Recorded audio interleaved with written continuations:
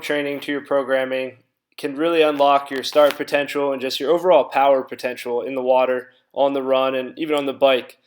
There's a lot that goes into the jump, though. As you can see in the slow-mo, there's a lot that happens with the arms, the hips driving through, and then especially the landing.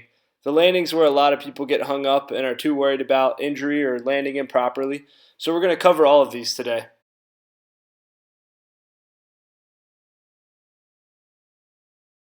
The first key phase is all about the setup. Start feet shoulder width apart, toes can be slightly turned out or pointed straight ahead, and have a soft bend in the knees. Then we're looking at a good counter movement. So this is where you're dropping the hips down a little bit, the arms swing back, help loading the body, getting a little bit of a stretch before you actually execute the jump. So you can see here, dropping down, powering the arms out in front, and then I land right in that squat position. All right, so the landing is really critical. Not landing straight-legged is key. Along with avoiding a straight-legged landing, you also want to avoid the following. Aim to not have any dive in with either knee. So you can see here, the knee on the right side kind of buckles in. Again, you don't want it to happen. The same thing on the other side, or both knees to come in. You want to stay stable in the knee joint, landing softly on the ground. So what I mean by that is making as minimal noise as possible. You also want to land in control. So you can see that example. I lost a step, I lost some balance. You always want to be in control of your landing. And again, avoiding those knees diving in. We want everything to stay straight, stable, and in control.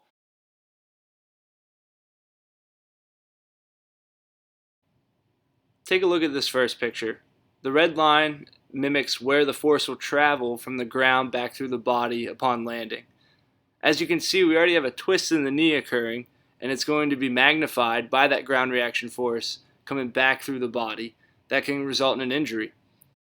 On the flip side, landing straight-legged does give us a good angle for the force to travel. However, it's not getting absorbed by the muscles any. We're relying pretty much all on our joints to absorb that force upon landing.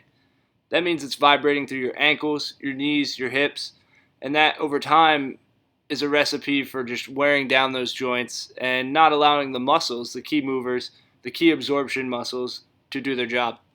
In this last picture, you can see that we have a pretty good shin angle, so the force can travel upward. However, we're also absorbing with the quads, the glutes, the hammies, and kind of putting on a natural braking motion. So instead of just landing straight-legged and not really braking, slowing down in a more controlled manner, we're now allowing that body to slow down a little bit over time versus coming to an abrupt stop. This is helping absorb that force, and also it allows us to control ourselves to a complete stop versus landing in that forceful straight leg position.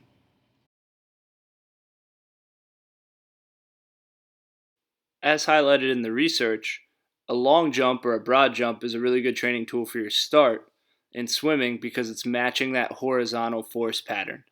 So here we have our basic broad jump or our long jump, just getting out as far as you can. Again, focusing on those key mechanics of landing softly in that squat position. You really don't want to land in straight-legged. You really want to focus on landing in control. Using that counter movement with the arms at the start to really drive back and then launch yourself forward. You can also do a track start with this as well. So have one foot slightly in front of the other, just like you would on the blocks if you do that track start position for your swimming. And then you're still doing the counter movement, driving out, and then landing your feet about shoulder width apart. This is a great way to even get a little bit more specific with this movement.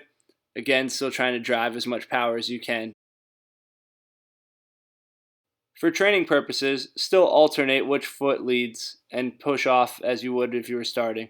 Although you might start the same position each time on the blocks, it's good for power development and overall training to train with each leg leading.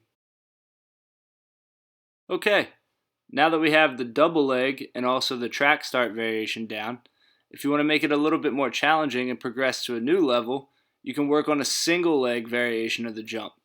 Again, we're still trying to cover as much distance as we can on each jump, and the key is to still land softly. So you can see, really focusing on bending that knee.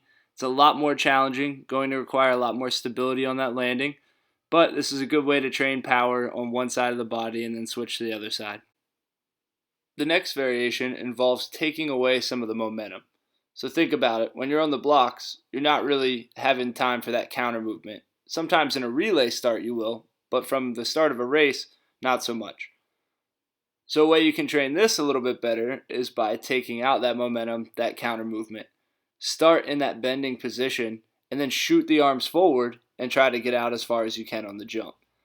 This is going to rely a lot on that leg power, trying to cover as much ground, but still driving the arms out, similar to trying to achieve that streamline position.